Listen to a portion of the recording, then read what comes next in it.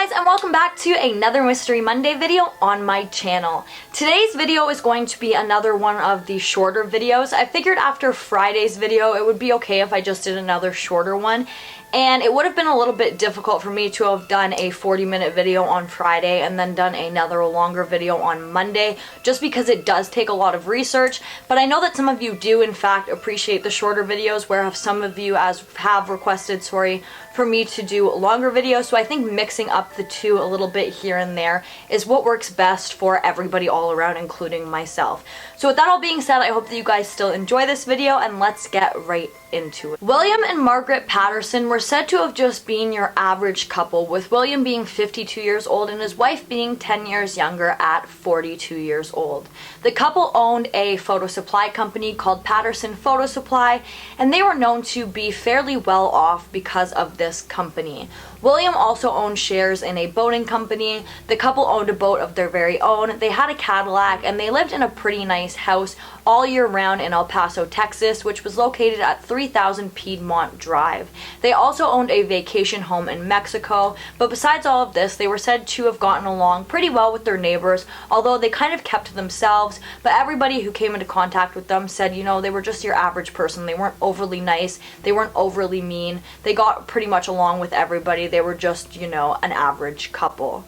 So I believe that the date in question was March 5th, 1957, when Margaret and William would have another couple over for dinner. And this second couple was Cecil Ward and his wife. Now, Cecil Ward and William were very, very good friends. I'm not sure about Margaret and his wife, but they had dinner, and then Cecil and William went into the garage to apply wax to the Pattersons' boat. Now, while the men were in the garage, they were just having casual conversation, and they proceeded to make plans for later on that week. And then I guess Cecil and his wife went home. The next morning, when Ward opened up his auto company like he did every single day, he was surprised when he saw the Pattersons' Cadillac parked out front of his shop. And he was even more surprised when a man by the name of Doyle Kirkland got out of the car. Now, it wasn't too strange for the Pattersons to have people bringing in, I guess, like their cars and stuff, because they did travel quite often. But again, Cecil was at his house the previous night, and they had made plans for later on that week, so he just thought it was a bit strange. So he just kind of questioned Doyle a little bit about it, and Doyle Kirkland said to him that William had asked him to bring in the Cadillac to be fixed, because later on that night they had begun to do work on their boat, and him and Margaret, William and Margaret, decided to go on a last-minute vacation to Florida. Now, this is going to seem like I'm jumping all over the place just for a second, but this went on for quite a while, with the Pattersons allegedly being on a vacation trip in Florida. And while they were allegedly on this trip, they never bothered contacting any of their close friends, or anybody for that matter. They never contacted any family, any close friends, just absolutely anybody. And although this trip would have been abrupt and they would have left very, very last minute, because the Patterson traveled so often, nobody found this too strange, although they did find it a little bit odd that they hadn't told anybody or contacted anybody while on this vacation. But after 5 months of the Pattersons being gone without any word from them to absolutely anybody, this is when people started to become worried. And so on August 15th, 1957, again 5 months after the Pattersons had allegedly gone on this vacation, Cecil Ward, who was skeptical about this vacation right from the beginning, decided to report his friends missing. When investigators arrived to the Pattersons' home, they were immediately alarmed because they found the Pattersons' home in a state of complete disarray. There were still dishes stacked up in the sink from the night when the Pattersons had the Wards over for dinner. They were still receiving mail and newspaper, which was, I guess, piled up at the front door.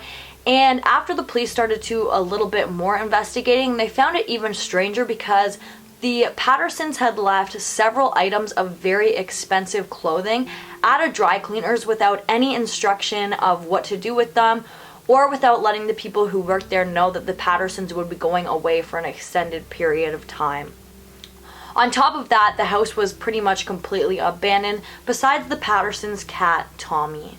Now again, like I mentioned earlier on in this case, is that the Pattersons traveled quite often, and because they did travel quite frequently, This all stood out to the police even more than it would have with somebody else, because again, the Pattersons traveled quite often for extended periods of time, and if they knew that they were going away for this long, they would have known to have put a stop to the newspaper, put a hold on the mail. They probably would have gotten somebody to have looked after their cat, and they probably would not have left all of those expensive items of clothing in the dry cleaner for such a long period of time. So this again just really stood out to police.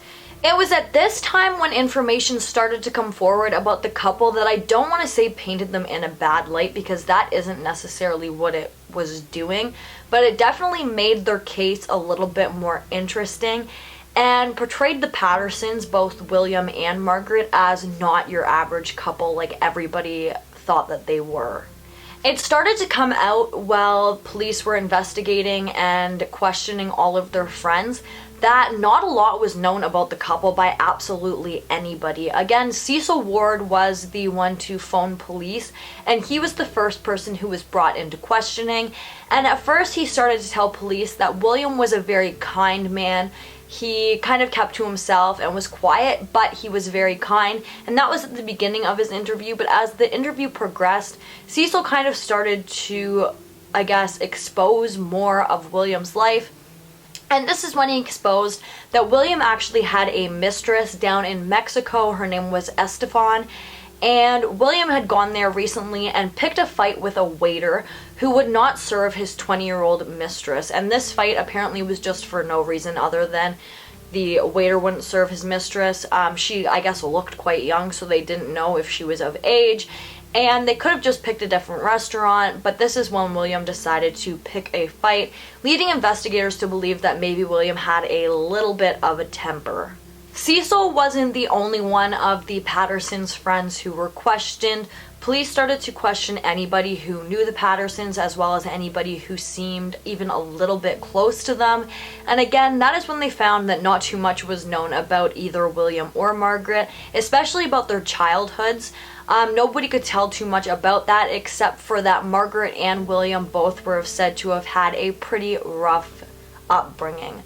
William, in his younger years, worked at a carnival in Chicago as a baker, but pretty much absolutely nothing was known about Margaret. And on top of that, nobody could tell police how the couple met, where the couple met, when they were married, anything like that. Margaret's friends came forward saying that they had asked Margaret about these things like women do quite often, and she was very secretive and refused to give them this information along with her birth date. So nobody knew when Margaret was actually born. Luther Patterson, who was William's father, came forward after his son's disappearance saying that he didn't really know what to make of the disappearance, but he did expect his son to disappear as he believed that William had the heart of a carny. However, he did not expect his son to disappear for 5 or 6 more years, so this was shocking to him.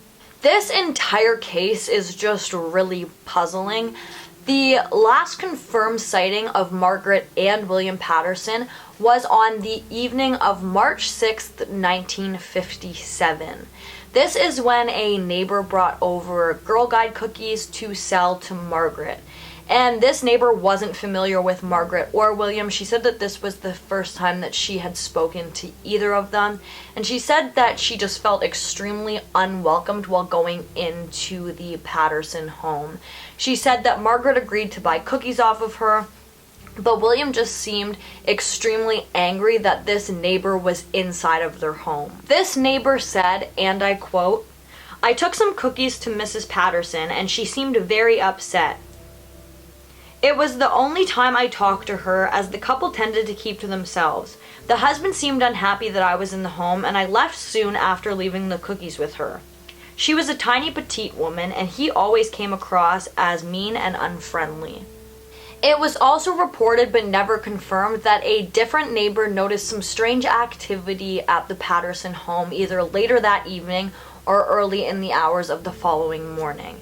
They said that during this time they could see the lights going on at the Pattersons' house, and they seen both William and Margaret Patterson leaving the home and getting into their vehicle. And again, this was very, very late at night or very early in the morning.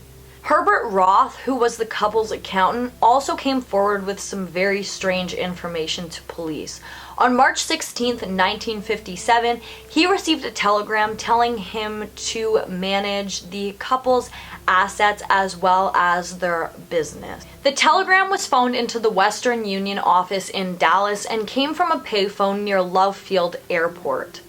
Now, to make this even stranger is the telegram was signed off W.H. Patterson, which was very strange because William's initials actually were not W.H. Patterson, they were W.D. Roth received a lot of instructions in this telegram, some of which were for him to sell a trailer that was owned by the Pattersons and to use the money from that to keep up their photo supply store. He was also instructed to, I believe, manage the photo supply store as well as rent out the Pattersons' home for at least 9 months and again use that money towards their shop.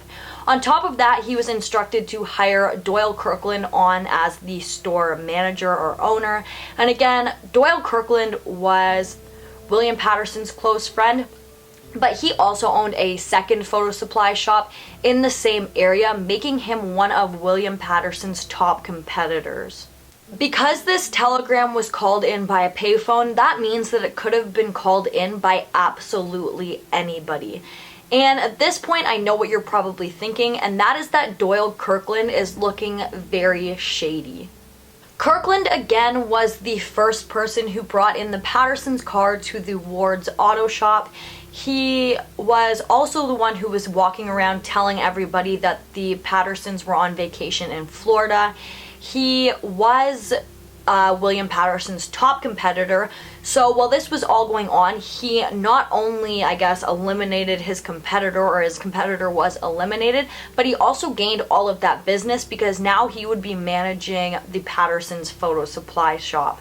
But besides that, there was no evidence to link Kirkland to this case, and in the 1960s, Doyle Kirkland completely left El Paso, Texas, and since then the police have not been able to track him down. Since the Pattersons' disappearance, there were several sightings of them reported to police all over Mexico, and specifically in Valle del Bravo, there were several hotel workers at this one specific hotel who were shown pictures of the Pattersons and said that they had stayed with them for several months during the year of 1957.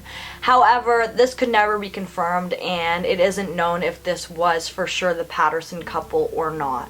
And on March 27th, 1964, the couple was officially declared dead. And even William's father, who at first seemed quite confident that his son had left by his own free will, now thought that something bad had happened to the couple that caused them both to pass away. And then the case seemed to have just gone completely cold for 20 years until 1984, when one of the Pattersons' employees from the photo supply shop by the name of Ronaldo Nagari, I believe that's how you pronounce it, came forward to police saying that he had found blood and what he believed was part of a human scalp on top of the propeller of the Pattersons' boat in the Pattersons' home inside of their garage way back in 1957, shortly after the couple had vanished. Ronaldo also told investigators that after he had come across this horrible scene that he had cleaned it up. He then went on to tell investigators that he also saw a man outside of the Pattersons' home carrying out bloody sheets and putting them into the trunk of this man's vehicle. He could not give investigators a description of what exactly this man looked like, but he said that he can confirm for 100% that this man was not William Patterson. When asked why he had stayed silent for so long, Ronaldo said that he didn't come forward to police because at that time he was still an illegal immigrant and he feared being deported.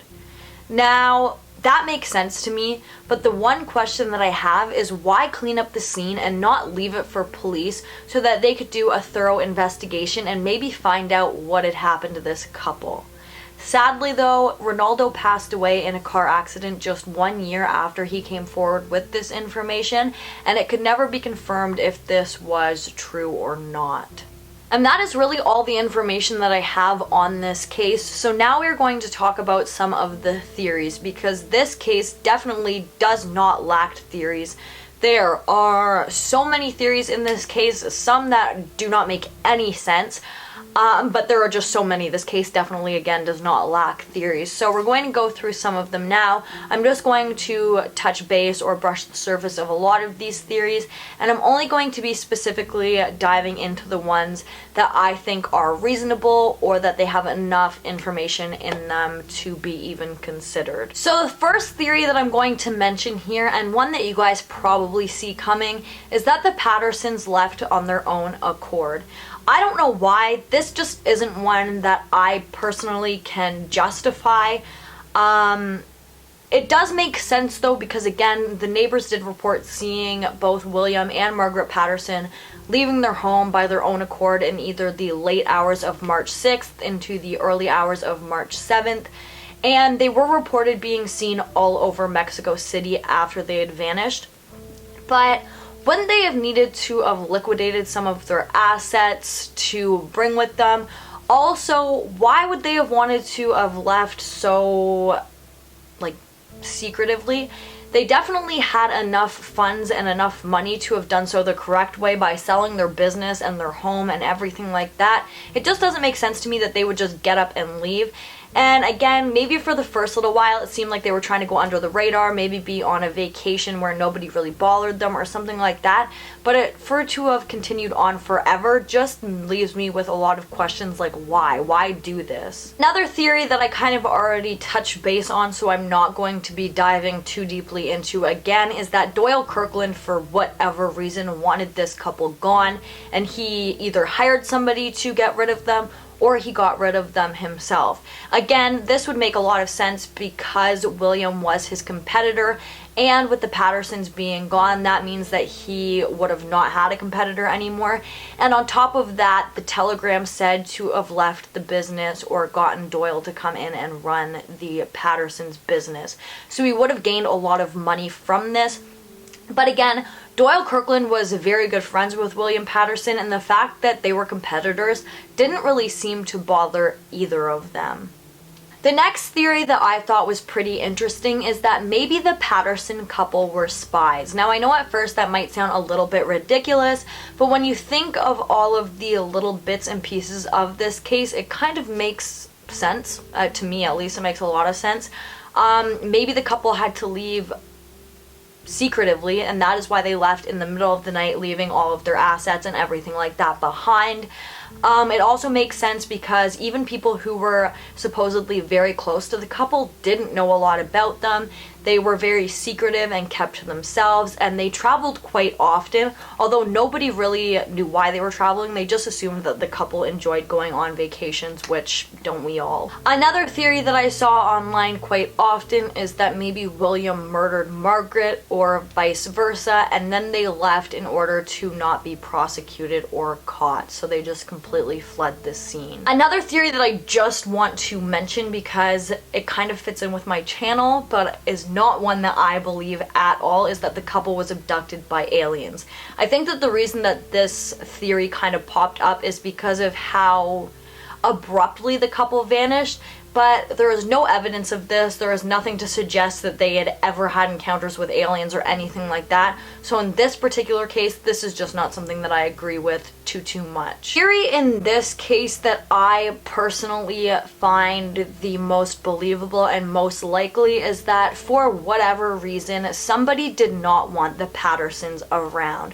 Whether that be Doyle Kirkland or somebody else, and they decided to eliminate them. But because we don't know who this person was or what the Pattersons might have done to have made this person want them gone, the motive seems to be completely unclear. Since the Pattersons' disappearance, it has been speculated that the home at 3000 block of Piedmont Drive is haunted by the Pattersons' ghost. This home still stands today, and it is owned by a completely separate family who has no relation to the Pattersons, and they have actually come out and made a public statement that they have never had any paranormal activity within their home. My heart sincerely goes out to all of the Pattersons' friends and family and Margaret and William themselves. It is so hard to wrap your head around people just vanishing like this, and for people who must have been close to them, I can't even imagine how stressful and depressing and heartbreaking it is to just have no answers. I can't even imagine, and it is just absolutely devastating. But guys, that brings us to the end of today's video. If you like this video, please give it a big thumbs up. Don't forget to comment down below what you'd like to see in my future videos, and don't forget to subscribe and turn on that notification bell so that you don't miss any future videos from me. Thank you so much for watching, and I'll see you in the next one. Bye guys!